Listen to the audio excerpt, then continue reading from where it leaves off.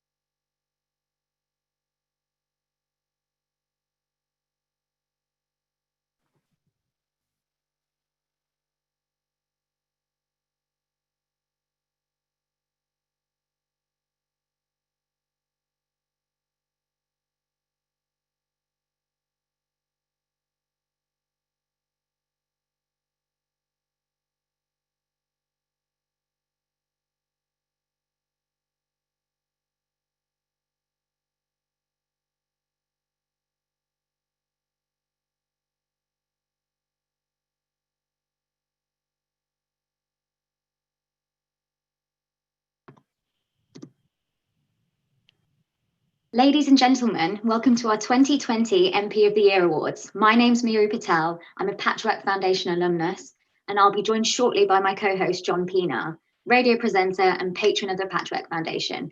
Before he joins, however, I want to introduce you to the Patchwork Foundation. To me, Patchwork is all about encouraging young people from diverse backgrounds to use their voice in politics. But we've got a short video explaining what the Patchwork Foundation is.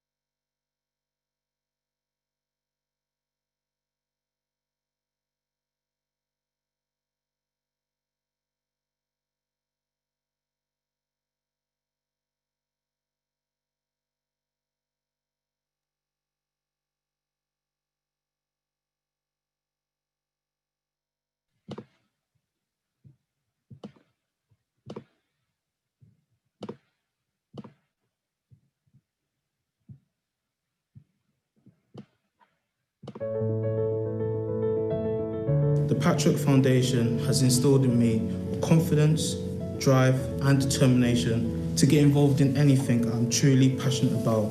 Simply put, Patchwork has been family, diversity, new opportunities and personal growth. It's a champion for underrepresented communities and it's a champion for young people.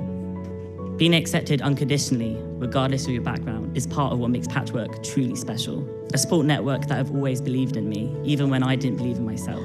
It is a truly great organisation in helping younger people, students, graduates, often from minority backgrounds, to get into the professions. Whether it's the prestigious MP of the Year Awards, the hugely successful masterclass programmes, or the question and answer sessions with leading politicians and civil servants, there's no denying that the Patchwork Foundation has made its mark at the very top of British politics. Patchwork's important because it raises the awareness of politics amongst young people. This is a truly extraordinary programme for these young people. It is vital that young people from all backgrounds have influence in the political world. Patchwork has allowed me to meet with key political figures who otherwise I would not be able to meet or engage with. I've been to Parliament, number 10, spoken to special advisors. I was able to go to the Lib Dem conference and see what kind of decisions are made at these big conferences. I've done telephone banking and campaigned, and these are things I never thought I would do. Patchwork helped me to come out of my comfort zone. It has honestly been one of the best decisions that I've made in my life.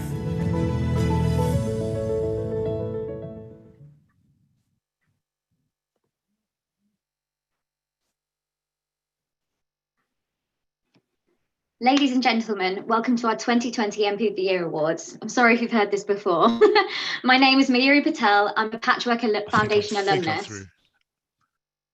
And we're joined by my co-host, John Pienaar, radio presenter and patron of the Patchwork Foundation.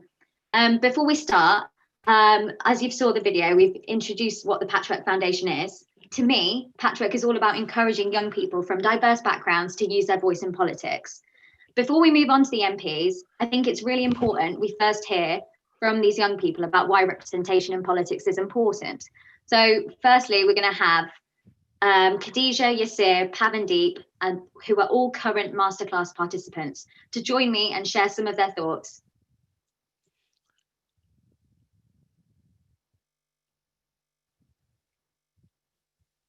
If we join, there we go. That's Khadija. Perfect. Finally unmuted. So yes, good evening everyone, and welcome to this Patchwork panel of diversity and inclusion in politics. My name's Khadija, and like my fellow panelists, I was a part of this year's masterclass program. I actually became interested in politics due to the fact that I lost the majority of my vision throughout my teenage years, which was quite challenging. But one sort of main problem I sort of dealt with was that there were a lot of people around me telling me what the best thing for me was. And whenever I sort of disagreed, I felt like my views weren't ever really taken into account.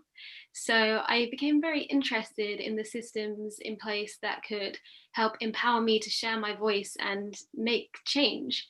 That's why I decided to study government and politics at A-level, which I loved so much that I then decided to study politics at university level. And, you know, I had a wonderful time doing that. But after I graduated, I actually transitioned from like a very eager, enthusiastic individual who was seeking opportunities into somebody who became quite disheartened. And that was because I just really didn't know how difficult it would be to get a job as a person with a disability. After facing many rejections, I did the thing that you probably shouldn't do, which is I just stopped trying. But that was until I came across the Patchwork Foundation. And I just thought, oh my God, here is this opportunity to learn about this topic that I love, and also, you know, to maybe find my place in this political field that, you know, I really want to be a part of. And whilst being in like an environment that really celebrates people's differences and protected characteristics. So yeah, I just was so eager to apply for this opportunity. When the Patchwork Foundation actually selected me for the program, it just meant so much to me, because I just felt like after all these rejections, finally somebody had seen some potential in me. And over the time working with the Patchwork Foundation, I've regained my own confidence and self-belief, and now I feel, you know, really eager and just excited again to embark on the world of work. But yeah, that's enough from me. So let's hear from our other panelists. So Yasir, would you like to share some words about yourself? Yeah, of course. So like Khadija and Pavandeep here, I'm a fellow Patchwork Masterclass graduate, a recent one. And so in terms of my interest in politics and policy and the way the political system works and what sparked this interest, I'd say I'd always had this interest due to the experiences and the hardships I've experienced with my family and with my local community over the course of my life. And so I'd say that's something that I've always had, but it started to follow on into a question about what I can do about it in my later years. Not that I have many, but yeah, so then I ended up thinking about a career in policy. And what I ended up doing is I said, you know what, I think I want to be a policy advisor, but I'm not really too sure. So I started to have a conversation with one of my close friends at university called Smarter, and he recommended that I apply to the Patchwork Masterclass program. And it opened up a lot of doors for me. The first one I'd say opened up is the insight into policy and how it works. So I received some masterclasses from some senior civil servants alongside you guys, and I learned a hell of a lot. And the main thing I'd say I'd learned is the nuts and bolts behind how it works, how it's implemented. And I ended up finding out it's a lot more complicated than what I thought. And so that was, I would say, the first point. The second point I would say is some fellow patchworkers that were graduating alongside me actually had held their own classes about social action projects and how you can implement it and how you can impact your local community in that way. So that kind of opened up a new door for me as well. And so whichever way I decide to take in my career, I feel like Patchwork has kind of opened up a lot of doors for me and equipped me with a lot of tools to positively impact the local community, which is the theme of the day today. Thank you so much for that introduction. Pav, would you like to introduce yourself? Hi everyone, my name is Pavandeep. I'm an undergraduate history student at the University of Exeter. And after university, I'm aiming to find a role in either the civil service, the publishing industry, or in journalism. So I haven't quite decided which yet. I was encouraged to apply for the masterclass program by a friend who was part of last year's cohort, because I've always been interested in politics and in getting involved in society. And he thought I'd really enjoy the program and learned a lot from it. And I have to say, he was right. So the masterclass program has been invaluable for me in improving my confidence and my public speaking skills. So much so that by the end of October, I was able to chair a masterclass session with the PM's private secretary, which was just like a really good experience. And, you know, experiences like that and the opportunities that I've gotten from the program have been so amazing. And, you know, I have to say, I'm really glad I applied. And, you know, I've just learned so much and it's increased my skill set just so much. Amazing. What I really like, a common theme that we all seem to have is that we might not come from traditionally, you know, what you would expect to be political backgrounds, and yet we all kind of want to be informed and in the rooms where decision making is happening, which is kind of incredible that we're in this giant virtual room full of people who, you know, have the power and responsibility, I guess, to make decisions actually happen. So that's amazing. But kind of on that theme, actually, I was wondering, you know, what you both thought about why diversity and representation is important for politics. So Yasir, can I come to you first for that? Yeah, so I'd say a diverse parliament is really important if you want to be able to make effective decisions. And I can kind of split my answer up into two sections, diversity of experience and diversity of thought. So I'll start with diversity of experience. What I mean by that is in order for an MP to, in my opinion, to have the maximum level of understanding on whatever bill they're passing, whether that be a social housing bill, whether that be a bill to do with benefits, it'd be awesome if there was a decent proportion of them that had experienced it. And even if it wasn't first-hand experience, then at least through friends and family. I would say that's the ideal, to have a representative proportion of MPs that have experienced it. But if this isn't possible, I don't want to say kick out all the MPs that haven't lived in a council house. That's not what I mean at all. So I would say the second one that is definitely needed at the very least is diversity of thought. And what I mean by that is if they haven't actually experienced it or know someone that's experienced it firsthand, then at the very least, they should actually go out and listen and engage with people that have lived in council houses. So the next time they're passing a bill on social housing or benefits or whatever it may be, that they have a connection to it and they have an understanding of the magnitude of power that they hold in their hands, you know, when they make a decision. And I think that will lead to it becoming far less partisan. And I would definitely say that that would be my key recommendation in terms of diversity of thought, because it's not enough to just look at a letter that's sent to an MP office every 2 weeks and say, hey, I've engaged with my constituency. I'd say you have to actually go out there and listen to people's experiences for sure. I actually really agree with your points there, especially because as a blind person, I sort of encounter certain problems that a lot of other people don't, and therefore I guess they don't really know the appropriate ways of solving those problems. For example, I actually can't vote independently or secretly because I can't see my ballot or read the candidate names or know where the right box is, where I want to mark my choice. And even though there are accessible arrangements to help with those problems, they're not actually the most effective solutions. And so in the end, I have to ask a family member or a polling assistant to cast my vote on behalf of myself, which is a bit of a shame because, as I said in my introduction, you know, I dedicated quite a few years to, studying politics and looking at these systems, which, actually in the end I can't really fully participate in. But luckily, very recently, actually, these systems have been looked at through court decisions, and it's been decided that, these accessible arrangements aren't actually adequate. And what I think is so positive about it is that I myself, as well as many other visually impaired people, have been consulted and been brought into sort of training sessions to kind of figure out, like, what do we think is going to be a far more effective solution. And it's kind of like exactly what you're saying, Yasir. It's about even though you might have some good intentions, maybe the decisions you make on behalf of people might not be the best for them.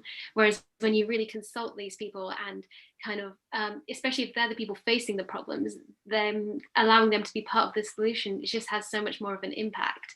I think personally, like just talking about this thing for voting, it's definitely given me a lot more hope and faith and just trust in this political system, that it actually not only cares about my vote, but my voter experience too. But kind of on that theme of trust, one thing that we all have in common on this panel is that we are, all young people. And there is that argument that young people don't really have trust in democracy. So I'm kind of wondering what you think about how we can build up trust in democracy for young people. Pav, would you like to share your thoughts on this? So I think that we need to see democratic systems working and addressing issues that affect us as young people. So trust in democracy, as you said, has taken quite a hit over the last few years amongst young people. But I think that trust will increase again if we see democratic structures addressing and taking action on issues that directly affect us. So two issues I can think of off the top of my head are climate change is going to be a really big issue in the next few years, which is going to directly affect us as young people. But then a more immediate issue also is the unaffordability of the housing market, and just how hard it is for us as young people, to get onto the housing ladder and take steps to sort of own a home of our own. And so I think that if we see structures and the people that represent us in Parliament, if we see them working to address these issues and taking steps and actions that have a tangible impact for us, then trust will go up, because we can see, well, the system is working for us and it's giving the outcomes that we want it to give.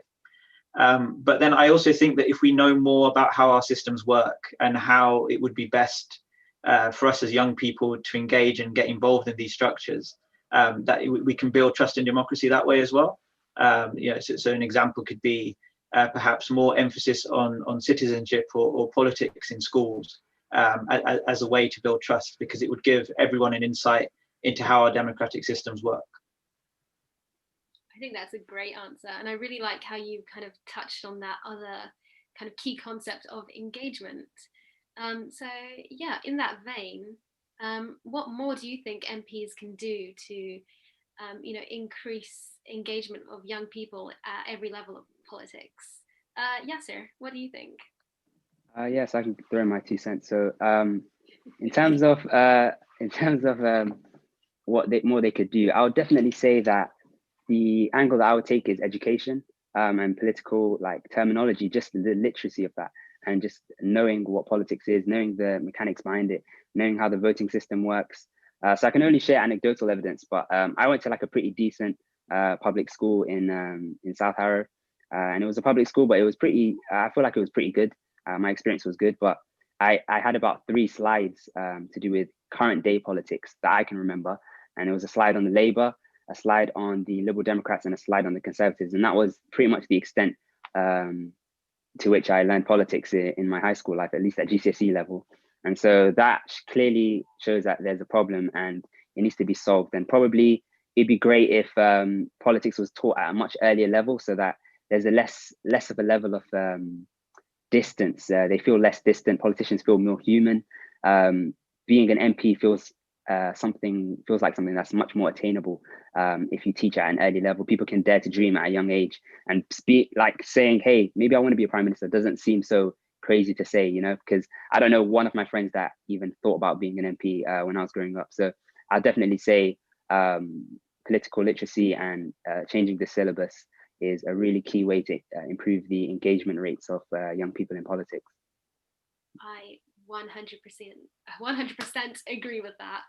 I was also just going to say, to add to that point, is also like approachability of MPs is quite an interesting thing for me, because I think being a younger person, I would be quite intimidated by, you know, almost the uber professionalism of MPs with, like, you know, the suits and the briefcases, and I mean, whereas I would probably just be wearing jeans and trainers. And so I think that would just to kind of make sure that you're being as open as you possibly can, and showing your personality a little bit, and just sort of showing that there's, you know, a human being wearing that suit, you know. And I think, like you say, it just kind of increases that relatability and closes that distance, and just shows, you know, that you're a little bit more relatable. Yeah, definitely. So yeah, but honestly, I could talk about this for the rest of the evening, but I know that we have a lot of other exciting things coming up. So I think that's probably where we're going to have to wrap up our conversation. But I just want to thank my fellow panelists for, you know, sharing their really valuable insights and personal experiences. And I also want to thank the Patchwork Foundation for giving us this platform to, you know, really share our views, and also for keeping diversity and inclusion at the heart of everything that they do. And finally, I just want to thank everybody who's watching today, because I think I can speak for my fellow panelists, but also our Patchwork cohorts, like the larger groups, just to say that, you know, it's just really heartening to know that there are people who are now really eager to learn about the importance of diversity and inclusion, and also obviously that there are lovely MPs out there already working and doing amazing things for this you know, cause. So thank you so much, and thank you for listening. And now I think I'm going to hand over back to May. Thank you so much, Khadija. Wow, thank you to all of the patchworkers involved in that discussion. I'm flummoxed. I can't believe that was just over 10 minutes. You guys had such good, you raised so many good issues. Everyone should watch out. It's so encouraging to see how ambitious you all are. I'm so pleased. That was great. Thank you so much. So for any other young people aged 18 to 30, applications for the 2021 programme open now. So do get applying. Details are all available on the Patchwork website. And if you want to find out more about the Masterclass programme, it's all there as well. So now it's time to move on to the awards. Usually we host our awards at the Speaker's House. However, in light of the pandemic, we are unable to do so. We are so grateful to the Speaker of the House, Sir Lindsay Hoyle, for his continued support for Patchwork. But before I introduce my co-host, John Pienaar, who's on the screen now, we have a special message from the Speaker of the House that we'd like to play.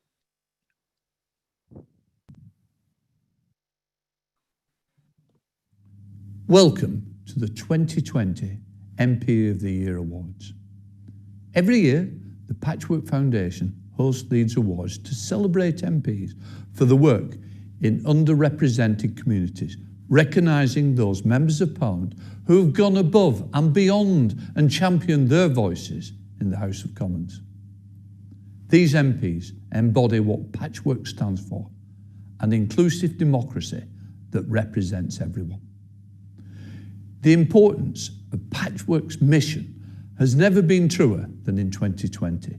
This year has been difficult for all of us, but throughout this, MPs have been on the front line of those upheavals, working day in and day out to bridge divides, support the vulnerable, empower local communities.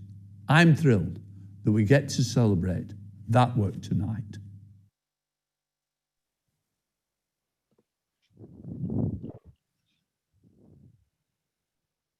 And I'd like to introduce John Pienaar. Hi, John. Hey, May. Hi. Thanks very much indeed. And good evening, everyone. It's lovely to be back here again for another year for the MPs of the Year Awards for Patchwork, this time, for the first time, virtually. We're doing it on Zoom. And maybe next year we can go back to meeting together face-to-face, maybe in the Speaker's House, if that's possible to be arranged. But let's look forward to better times.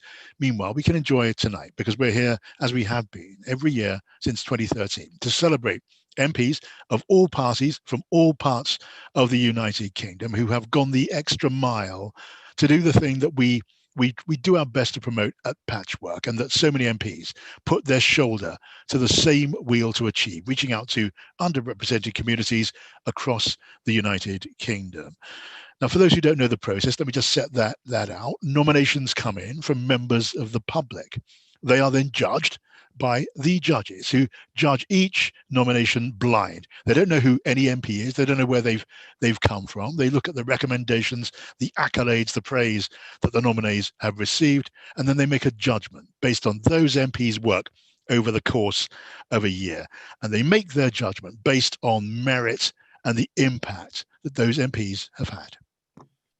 We would like to say a massive thank you to our judges this year. They're leaders within the charity, private and public sectors. So that's Lord Simon Woolley, Yasmin Welji, Phil Champion and Shabir Randri. And a massive thank you to everyone who nominated and engaged with these awards. And as ever, none of it would be possible without the support of our sponsors. So a great big thank you to KPMG, who've been supporting these awards since 2013. And let me just invite now then, Bina Mehta from KPMG to say a few words.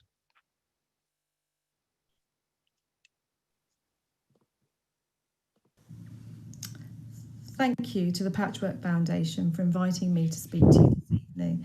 And it's a real shame that we can't be together, because I, for one, would have really valued the opportunity to meet face to face so that we could celebrate all the amazing work that you do. KPMG is incredibly proud to sponsor the MP of the Year, and we really value our relationship with the Patchwork Foundation. We share common values and have a real passion about supporting and reflecting our communities in everything we do. For those of you who don't know KPMG, we audit businesses and we advise others, and we've been doing that since 1870. We exist to help people, communities and businesses to thrive and grow. And it's incredible to watch the powerful ripple effect of a growing business in the community around it, creating jobs, spreading confidence, and really broadening horizons. One of the wonderful things about being 150 years old is that we have scale. We have 17,000 colleagues across the UK, but with scale comes responsibility. A firm like ours has a responsibility to open up high quality job opportunities, and as widely as we can. We're committed to providing opportunities for young people and are really proud that we've always been named in one of the top 3 UK employers in the Social Mobility Employer Index. We talk about the pandemic as the great accelerator. It's fast-forwarded existing shifts in technology and introduced new ways of working for every one of us. But it's also compounded negative economic patterns in the UK, patterns that stifle opportunity, hold back people, and based on factors that they can't control. It's also shone a spotlight on inequality within regions and between regions, and that makes the job of levelling up Britain much, much harder. We can make a difference with government, business and third sector really working together to strengthen that link between education and employment. Where you're born, your socio-economic background, your ethnicity, your sexuality, your gender, none of these things should affect whether you can fulfill your potential. We need young people to be engaged in the conversation, the political conversation, because it will shape their future. So thank you to the Patchwork Foundation for everything you do. Your energy and determination is a real inspiration to all of us at KPMG, and you have our support as you continue your mission. Thank you.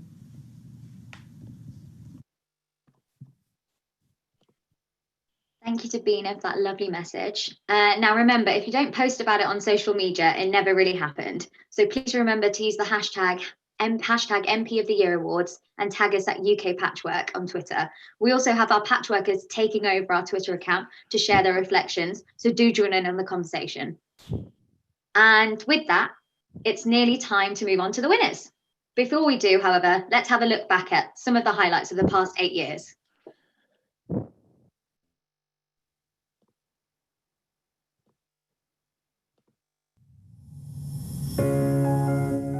Patchwork's MP of the Year award is a recognition of the work that MPs of all parties do all year long. They give recognition to some work that is often quite invisible, not many people see it, but it is incredibly important. These awards help to highlight that and to give feedback to MPs and to their communities. It encourages members of Parliament to take an active interest in what's happening in every part of the community, in every part of the country.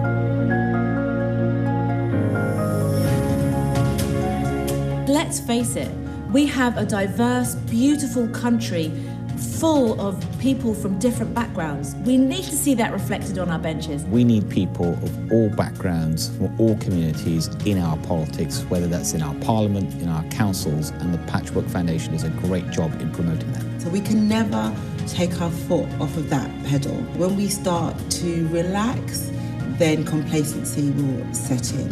If MPs can't speak for those who tend to not have a voice, then who can? Patchwork's MP of the Year Awards are another way we can inspire young people to come forward and represent their communities and know that they have a voice. It lets MPs really sit down and consider whether or not they're doing enough to ensure that underrepresented groups in their communities have more access to Parliament and have a better understanding of how Parliament works. It's important to point out that when people are making an effort to go into deprived communities or to go into areas and talk to people that they normally wouldn't talk to, I think that kind of thing should be recognised. Because everyone needs to be involved in our society. Nobody should be left out and no one should be left behind. Anything that brings people together to get more involved, understand how politics and government work, I think that has to be beneficial, and Patchwork are past masters at it. For this country to be successful, we need every community, however diverse, of whatever minority, to be fully engaged in politics. And that's what the Patchwork Foundation does.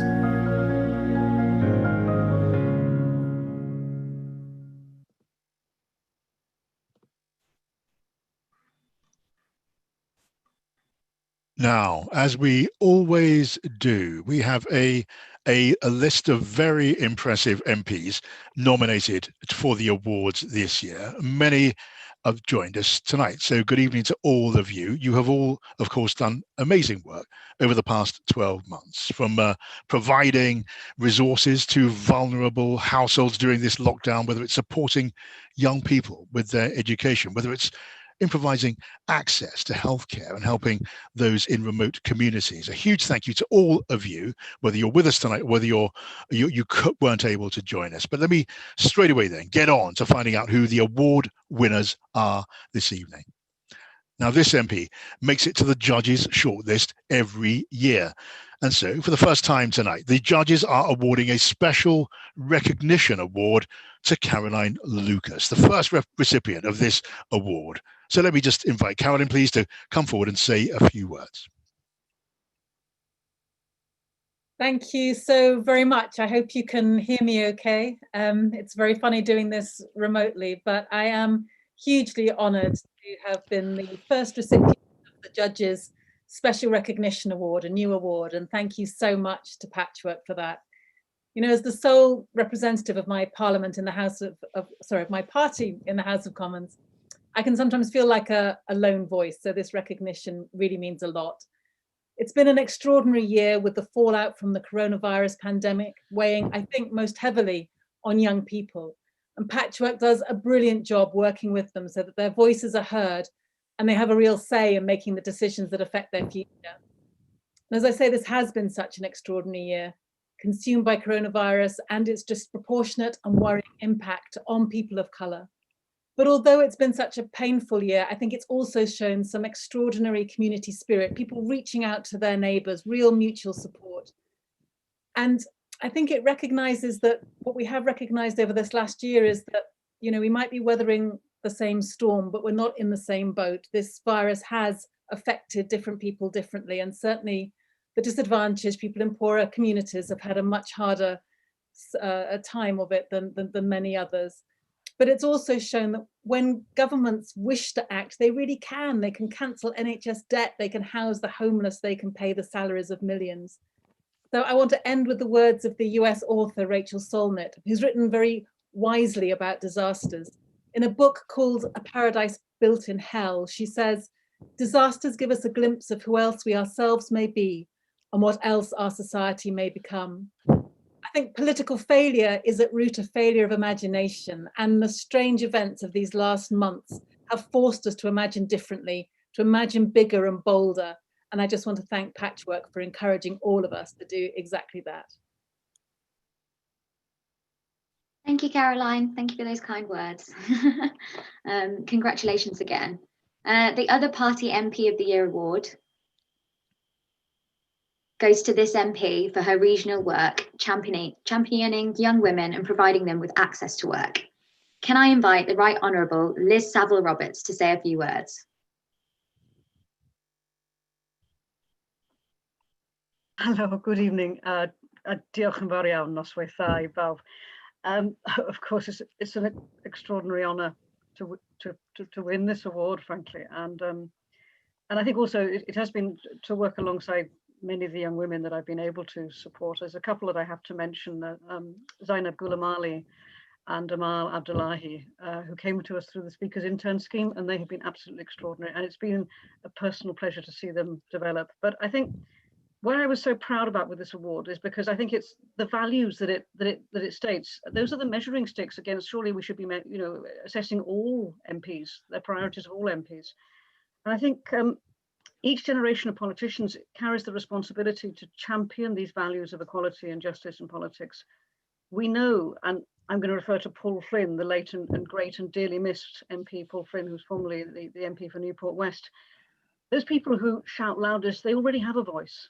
So it's up to us as representatives to make sure that we seek out those voices who are otherwise going to go unheard. And tolerance and inclusivity are really easy among those people we agree with. So surely we should be seeking out how to have a conversation with people we don't yet agree with, quite possibly people we're never going to agree with, but we should be looking for those opportunities. And I think just to close, I know there's plenty of people to come this evening, but Westminster can seem detached. It seems even more detached when we're doing, we're contributing like this and we're talking to each other like this. It's a sort of a pantomime characters playing out some sort of privileged on-screen drama. And it's utterly removed from the challenges and opportunities of real life, particularly this year. So I think as a constituency MP, I do see it as my duty to make the link between the theatre, this television show of Westminster, and show how those storylines really play out in the reality of our daily lives. So I look forward to the opportunity to carry on with that, and I really congratulate Patchwork on the fantastic work that you are doing. Keep it up. Diolch yn fawr iawn. Liz, many congratulations and well done from all of us. Now, this year's Labour MP of the Year award recognises work on reporting health inequalities during the COVID-19 pandemic. So let me announce then that the winner of the award is Dawn Butler. Dawn, the screen is yours.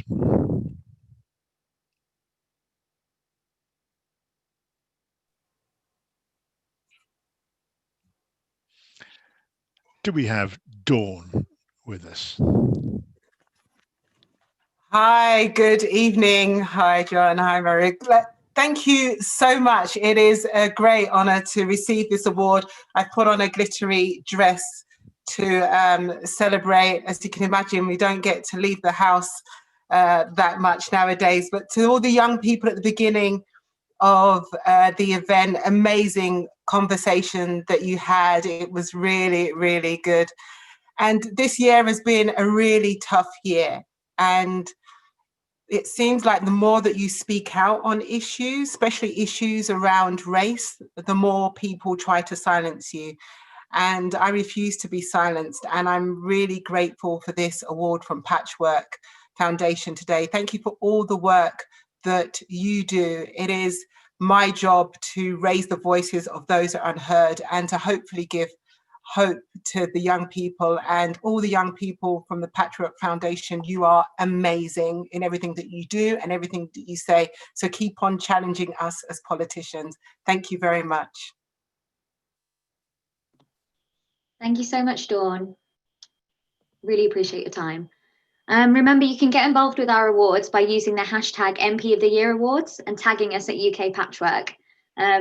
Feel free to leave your opinions and comments there. It would be good to join in the conversation. So next we have the winner of the Conservative MP of the Year Award. He's very, very quickly become a household name and a role model to so many from the BAME communities. His lighting of the divas outside number 11 was a fantastic celebration and recognition of multiculturalism and diversity at the heart of government. I'm sure it will not come as a surprise to announce that the winner is the Chancellor of the Exchequer, the Right Honourable Rishi Sunak MP, for his work on promoting apprenticeships. Unfortunately, he couldn't join us this evening, but we do have a message from him that you can see on the screen now.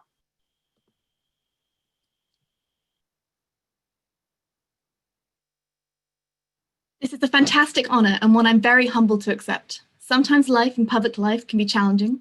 My first few months as Chancellor certainly taught me that lesson fast. But in order to make real and meaningful change to better our lives and opportunities, we need more young, diverse voices with different perspectives taking that step and engaging in politics. The Patchwork Foundation does incredible work to encourage those from all backgrounds to get involved, build networks, and develop their skills, and I want to thank them for all that they do. So thanks to Rishi Sunak for that message and congratulations on his recognition. Now, the 2019 general election brought in 140 new MPs. Many of them have been nominated for the work they've done in less than a year since being elected. The judges found it simply impossible to choose just one winner from them. And so for the first time ever, we have joint winners for the overall Newcomer of the Year award. It's my pleasure to announce the first winner. The first winner successfully campaigned this year on discriminatory attitudes in the media and society and worked with students in her constituency to equip them with the confidence and skills to re-engage in education and training after lockdown. I'm delighted to announce Abina Opongasari, MP, as the first of our joint winners for the overall Newcomer MP of the Year award. Hi, hello. I'm delighted to have been awarded the Newcomer MP of the Year award. I also really want to pay tribute to the other MPs in Parliament who've also been working really hard. And as you've just mentioned, it has been a really extraordinary time for us. So a big shout out to the new MPs as well. I never thought I'll be spending my first time as an MP operating under COVID measures. It hasn't been easy, but I'm really grateful for the opportunity that Erith and Thamesmead have given me during these difficult times. The hardship that people have faced during COVID-19 has been evident, and the work to represent my constituents who have been left behind will continue very far in the future. I have to say though, I haven't been able to represent Erith and Thamesmead constituents alone. I've done this alongside my fantastic team, community organisations, faith groups, teachers, NHS and K workers, and many other passionate, caring individuals. There have been many obstacles that we have to tackle in the community, and I'm confident that over the next few years, we'll be able to work alongside fantastic colleagues and constituents to create even better changes. This event that Patchwork is doing is a good event that is bringing together divided communities.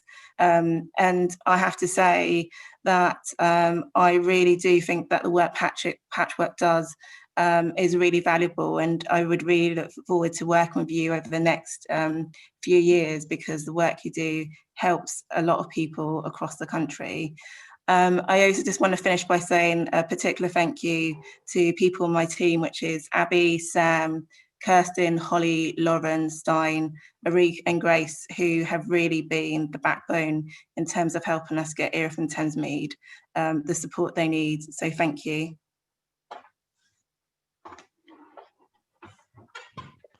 Abina, thank you for that. And it's congratulations for the recognition that you've earned and that we've seen this evening. And thank you too for your offer to go on and work with Patchwork. That really means such a lot to the Patchwork Foundation. Now, our second joint winner is also focused on educational attainment, working with a school in an area of deprivation to ensure they had the support that was needed. Let me invite Dr. Luke Evans to take the microphone and take the screen.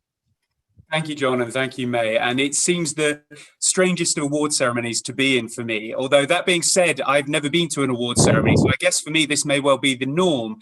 And so it's a huge surprise and an honour to receive an award like this. And for me, it's great to have something that demonstrates how we can support each other, because at the end of the day, this is what we've been doing for the entire of the year since I've come in. It's all about support, building communities for each other.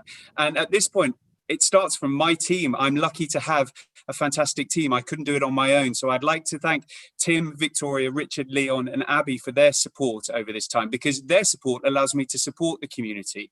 But we also have family, and my family have been very supportive to me getting through this place. And of course, I shout out to my wife, who's been very understanding when I've monopolized the house. But what it really all hinges around is exactly that. I had my support that allowed me to do my job, and many other people up and down the constituency and indeed the country have had support, be it from NHS, be it from neighbours, be it from volunteers, be it from just the charities and the goodwill that we've seen across Britain. And for me, that's the most important thing. Patchwork antipathizes this, the support for young people, for disenfranchised people. Because at the end of the day, I said this in my maiden speech, the key thing that healthcare taught me was to help those who can't and empower those who can. That's exactly what Patchwork is set out to do and is achieving. And if the panel that they put before us before is anything to judge by, Patchwork is doing a fantastic job.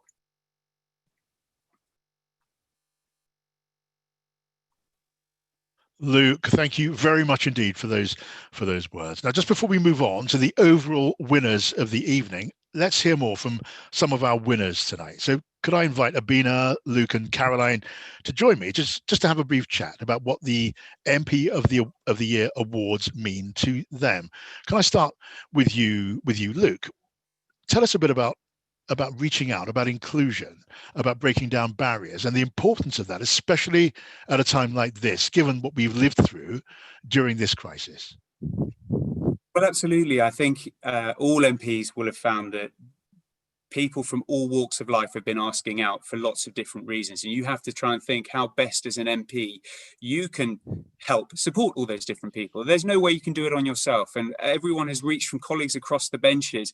In my case, we've had Leicester and Leicestershire. So how do we support our whole community to get through the virus and the problems that are faced?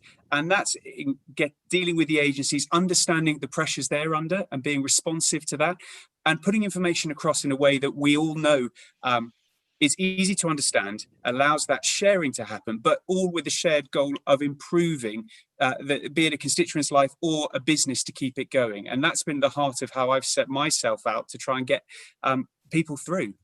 Yeah, I mean, Leicester has been so much through the mill during the course of this pandemic crisis, which has shown so much, hasn't it, about isolation and about how different communities, different levels of society have had such a different experience coping with what we have all had to cope with during the course of the COVID pandemic. Caroline, can I ask you just to share your thoughts?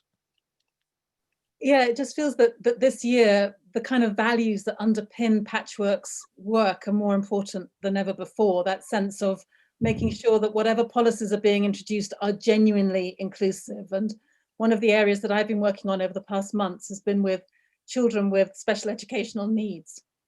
Because you can imagine that trying to make special educational needs schools properly COVID safe can be incredibly difficult. You know, these are young people that quite often aren't going to understand what we mean by social distancing and won't necessarily know how to keep themselves safe or the people around them. And so trying to make sure that their voices are heard in these debates, has been such a priority for me in a way. And I know it's difficult because, there are so many different communities that need to be represented and need to have their voices heard. But I just think it's been so important over the last months to make sure that whatever policies are being introduced are genuinely inclusive and do take into account the very, very different needs and situations of people right across our country. It's such an important point, Caroline. I mean, it is easy to see that in many ways this pandemic emergency has had the effect of bringing people together as a country. There's a sense of fellow feeling, and we could talk about that too. But there's a paradoxical truth, which is so many communities and peoples have felt left out, have been ignored, and have been left to suffer in so many different ways in a kind of isolation. And that isolation has just been magnified so dreadfully by the effects of the pandemic. Aminu, do share your thoughts too. Hi, yeah, I agree with what the other panelists have said. I think one of the things that I found quite difficult is obviously trying to operate under COVID. We've had to change the way we do our engagement. So not everyone is on social media. So trying to reach out to those kind of networks, particularly working with community groups, faith groups. There are so many people on the ground that have come to light in terms of delivering the work. As Caroline mentioned as well, in terms of making sure the messaging gets through to people, which has constantly been changing as well. Making sure that those particular groups are outsourcing or helping to deliver the correct information to individuals as well.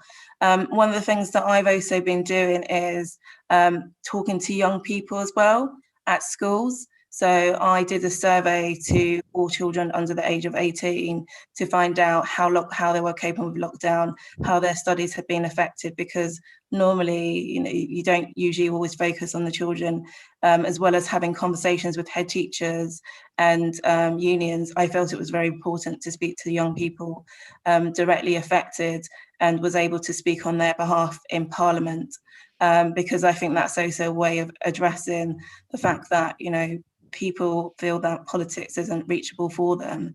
And that's one of the things that I'm trying to change the narrative in terms of visiting schools as well. There is a lot more that could be done. I did do a report in my constituency, because to be able to help people, you really need to understand where the gaps are, what the issues are, and that involves talking to various stakeholders, talking to individuals, look at the cases to be able to come to a solution. I could continue, but I know that there's quite a lot to go on this evening, so I'm going to stop there. Thanks, Aminu. I mean, the whole point, or a large part of the point of Patchwork, is about reaching out to underrepresented communities and engaging those communities in politics. And you guys do a great deal to further that work, to further that idea. So can I just invite all of you in turn just to share your thoughts and experiences and ideas on how politicians can maybe do more and do better when it comes to engaging young people and underrepresented communities in particular. Can I just start with you, Aminu? Yeah, I think that being reachable is really important, being accessible as possible, identifying where those young underrepresented people are in the first place is particularly important. One of the things that I've been trying to do is make it accessible for people to come to Parliament. Obviously, it's not open to visitors, but I've come across so many people that I've spoken to that didn't realise that actually they can go and watch Prime Minister's Question Time or go for a tour of Parliament. And I didn't know that for a very long time as well. And also I've engaged with constituents on projects that they're interested in their schools. So I've hosted events around that. So the Black Lives Matter movement was a big issue that I think has impacted so many people. So I did an event in my constituency with a funk butcher who is a musician to engage with people that had written to me as well, but also to invite children from across the constituency so they can make sure that they could feed into this and have their voices heard. Caroline, what are your thoughts? I was really struck actually by something that I think it was Khadija said at the very beginning when she was talking with her colleagues about how Parliament can feel so remote, and you have this image in your mind of people with their suits and their briefcases.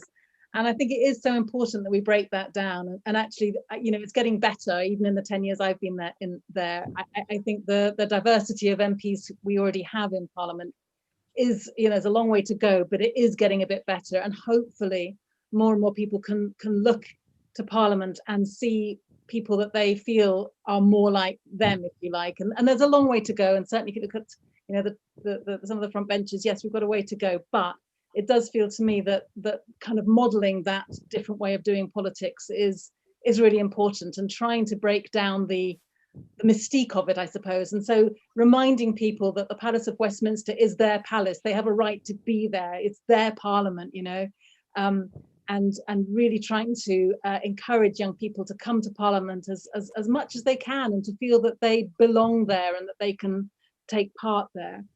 And I think as well, it's about really making clear that people do have perhaps more power than they think they have.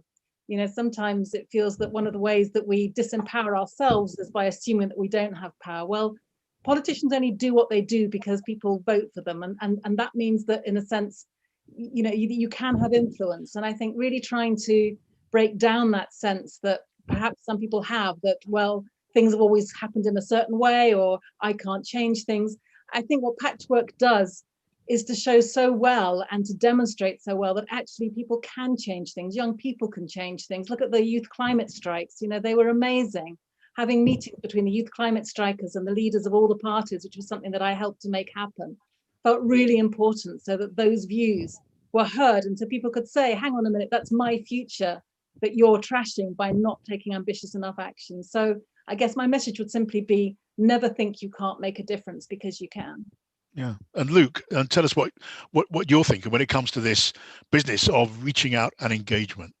Well, I think I'd like to pick up Caroline's point, because I think she's absolutely right. She talked about the mystified sort of Westminster. I thought that being an MP, there's a lot of shrouded of what's going on. So one of the ways I set out to break that down is to tell people what you do. You know, each week, tell them what happened, who you've seen, who you've met, what the issues are you're doing, what you're trying to solve. And that means people understand what you're doing and then engage with you. Oh, what happened at that meeting? You told me you were going to do this. This is what it looked like. Whatever came of it?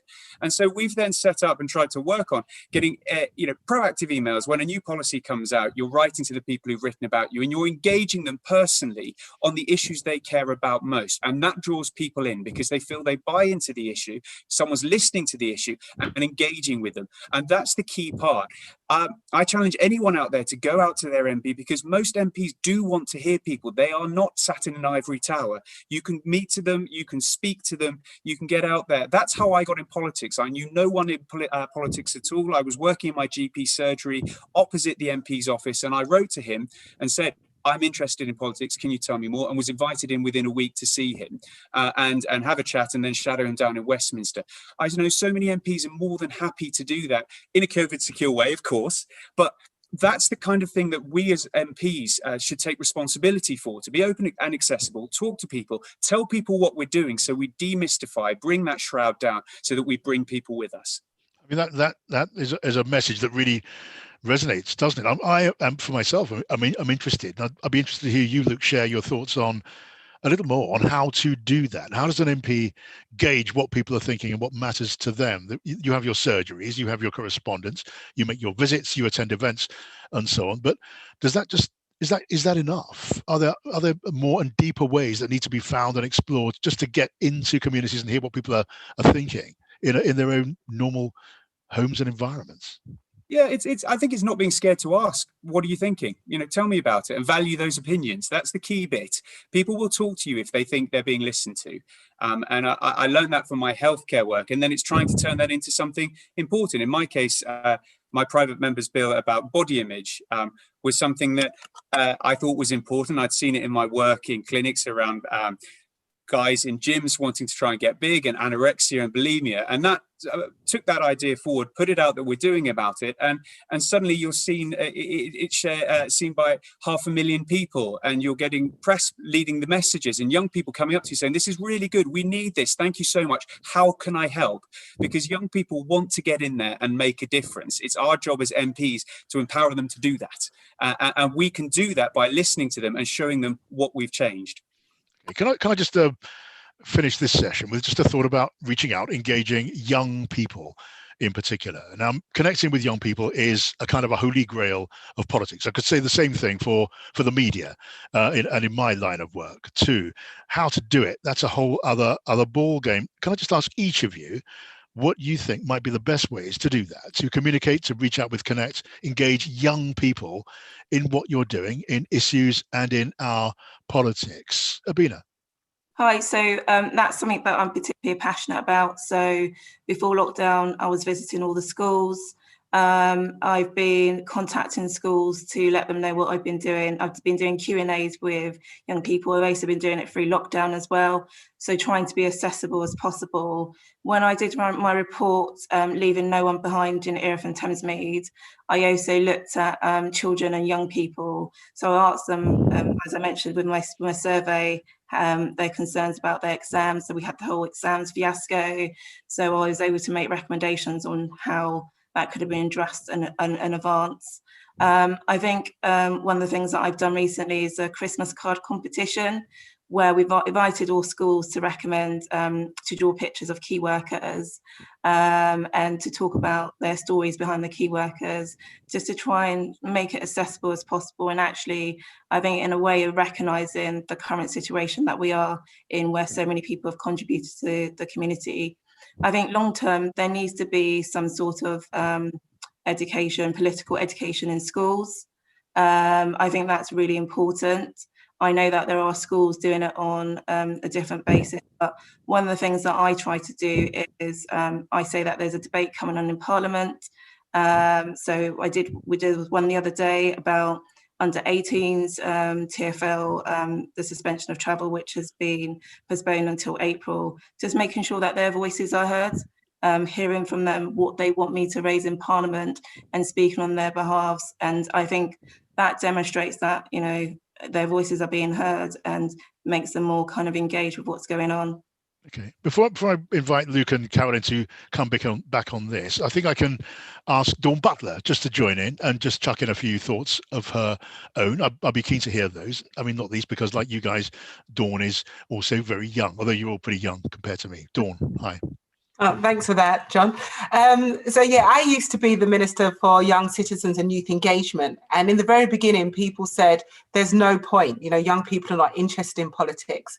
And I think we proved them wrong by ensuring that if you engage with young people on issues that matter to them, then that is politics, without saying this is political, just basically engaging on issues that young people are interested in. And that's all that needs to happen in regards to engaging young people. Patchwork is a shining example of that. There are young people that are super interested, who come from different backgrounds, who just want to talk to MPs and give ideas. So really, all it takes is a commitment from politicians. And also, if I'm honest, for politicians to be a bit more human, not to be so stuffy, as though, you know, we are this, you know, elite group of people that you just can't come into this club. And that is also why it was vital that I was fundamentally ensuring that young people could come into Parliament and debate in Parliament. You should have seen the uproar from some MPs were like, oh no, they can't sit on these green benches. I was like, yeah, well, they can. So it was really great to make sure all of that happens. So, and at the end of the day, you know, young people are the present, but they're also our future. And if we don't engage with them, they won't vote or engage in the political system. And we need more young people to do that. So yeah. Yeah, I think that stuff hit the bullseye actually, Dawn. I mean, I'm not young and I'm not a politician. I'm a journalist, but my children are young, and I can tell you that they're interested for the most part in the same stuff that I am. You know, the stuff that matters. Big questions of policy that matter to all of us in different ways around the country. It's maybe a mistake to look for a clue or the mystery of what interests young people. It maybe underserves them to start that argument in quite that way. Luke, your thoughts, please. No, and I totally agree with that. And I think to pick up on that, I think it was Yassir who talked about thought and experience. And I think from our point as politicians is to value that experience, what they bring to the table, what they're thinking about, what they're putting out and about. Because at the end of the day, I have one vote, they have one vote in an election. That's how it works. We all have that equal value to be able to talk about those issues and bring them up. But more important than that, I think young people nowadays, from my understanding, and certainly when I stepped into politics, you're always looking for permission to do something, or the barrier's there, how do I go about doing this? What we need to do as politicians is encourage them to say, what is it you want to change? And give them the tools to do that and say, go ahead. So they're asking for forgiveness rather than permission. Because if we have that can-do attitude, which lots of young people have within them, they are dedicated, they're passionate, and they're motivated. They will get out and do it. You just need to point them in the right direction to set them free. And that's the key part for it. And politicians can do that by speaking to them and listening to those issues and saying, great, how do we set this up? Because no one's got monopoly on good ideas. And that's the key thing to point out, that it doesn't matter where it comes from. Let's try and solve the problems that we're all facing as a society. Okay, and Caroline, could I just lastly come to you, fittingly, our Special Recognition Award winner, just to put the lid on this conversation with some overall observations and thoughts. Well, thanks so much. And I agree with everything that others have said on this panel. And I was just going to reflect that I think what we've all said in a sense is that we're not just sitting waiting for young people to find their way to us. You have to be proactive. You have to go out to where young people are, and recognize that the word politics perhaps doesn't mean that much to people. You know, are you interested in politics, you might say, and people might just think, you know, they might watch PMQ's Prime Minister's Questions on the TV and think it's all a bit kind of childish. But actually, if you say, do you care about the place that you live in? Do you care about, you know, your local community? Do you care about the services? Then people care passionately about that.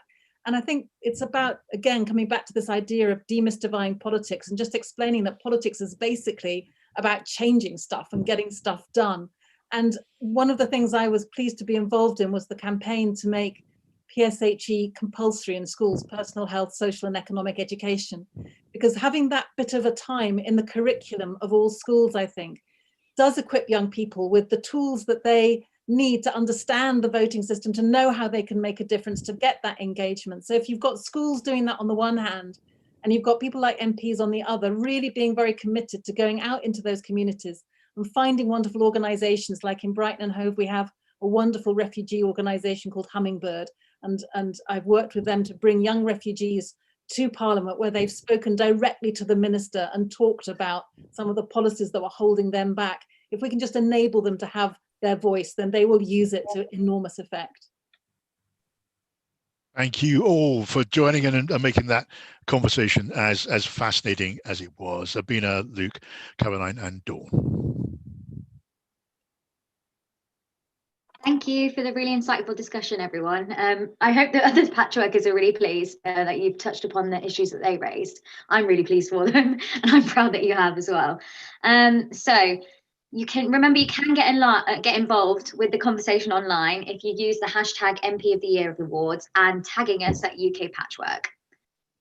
We have one more award to announce before we move on to our overall MP of the Year. Earlier this year, we tragically lost one of our alumni members. Amin was a participant of our 2018 Masterclass programme and a treasured member of our alumni. We will remember him for his humour, talent and commitment to politics. We'd like to ask everyone to observe a minute's silence to remember him.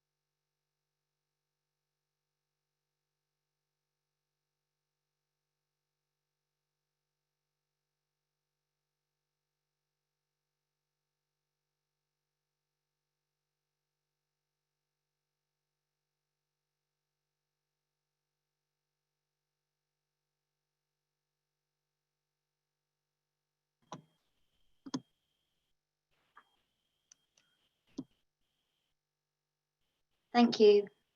In Amin's memory, we have introduced a new award which patchworkers themselves vote for the MP of the Year.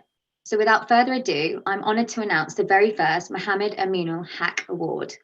The winner was one of the first MPs to give a voice to underrepresented communities when she first joined Parliament. She has shown her fervent commitment to more representative politics and continues to give back to the community. The winner of this special award is the Right Honourable Diane Abbott. Diane, if you'd like to join me on the screen here. Can you hear me? Yeah, we can hear you. But can you see me? Yeah, we can see you. Very good. Hello. Hi. Congratulations on the award, Diane. Well, thank you very much. I'm extremely honoured, and I'm particularly honoured because patchworkers have actually voted for this award.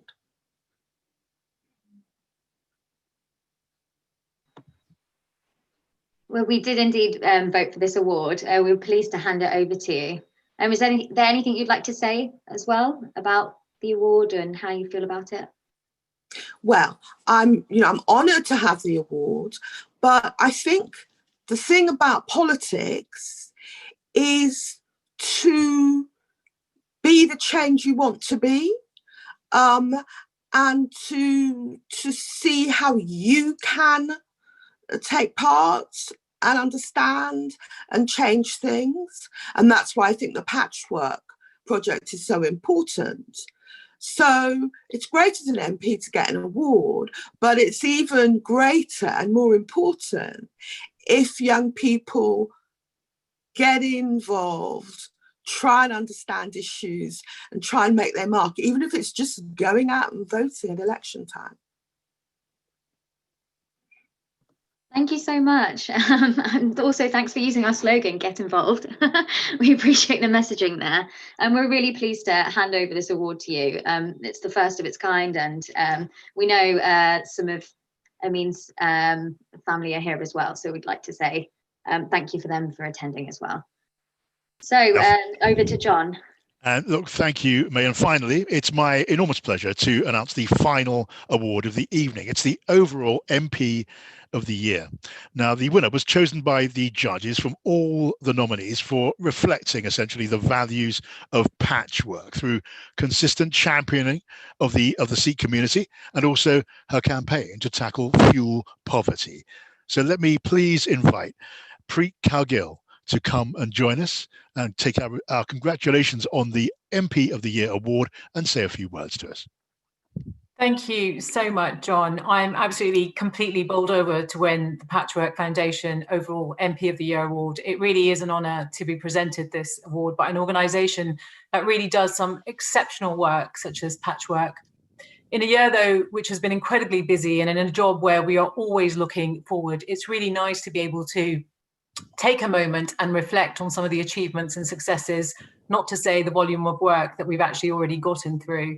And I would like to give a huge thank you to my constituents of Birmingham, Edgbaston, the incredible young people I'm working with on projects like our citywide youth mental health manifesto, the activists and volunteers who've stepped in to support their neighbours in their hour of need, and pretty much every organisation, business, faith group, activist, community leader and constituent who has reached out and worked with me since 2017 to try and really make a change for our community. It is the greatest honour of my life to represent the area where I grew up, and I know that there's so much more we will do together. I just quickly want to say a few thank yous to my husband and two amazing girls for putting up with me in those weeks that they've hardly seen me, even while we've been working at home, and thankfully dragging me out to the park. My mother and siblings for their support, and to my talented, compassionate team in Birmingham and in Parliament who've gone above and beyond this year to support me and our constituents. So thank you to Marie, Martin, Cameron, Tom and Joe. And I also want to thank everyone at the Patchwork Foundation. And I just want to give a quick shout out to my CLP too, who've been volunteering pretty much from day one of the pandemic, to Annette, Elaine, Patrick, Peter, Steve, and many, many more, and the many friends and mentors. There's far too many to mention who've supported me since the snap general election in 2017. I'm really, truly humbled to have won this. So thank you so, so much. Many, many, many congratulations on this so well-deserved recognition. Now, we're coming to the end of our time together tonight, and I believe that my fellow patron of Patchwork, the Speaker of the House of Commons, has a few words for us all.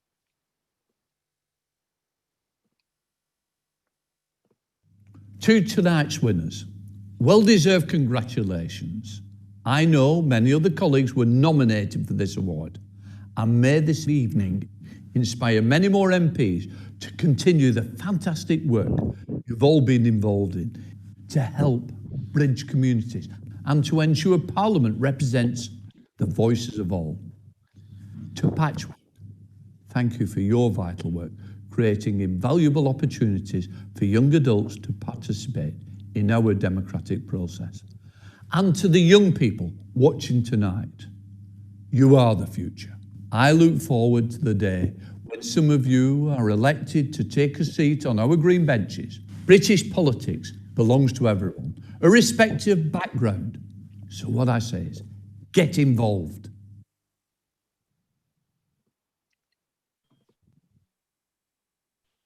Thank you. Congratulations to all of you who have won awards tonight, and to everyone nominated. I know we have a fair number of the new nominees here, so I'd love it if all of you could join us for a second, just to turn your cameras on and we can say thanks.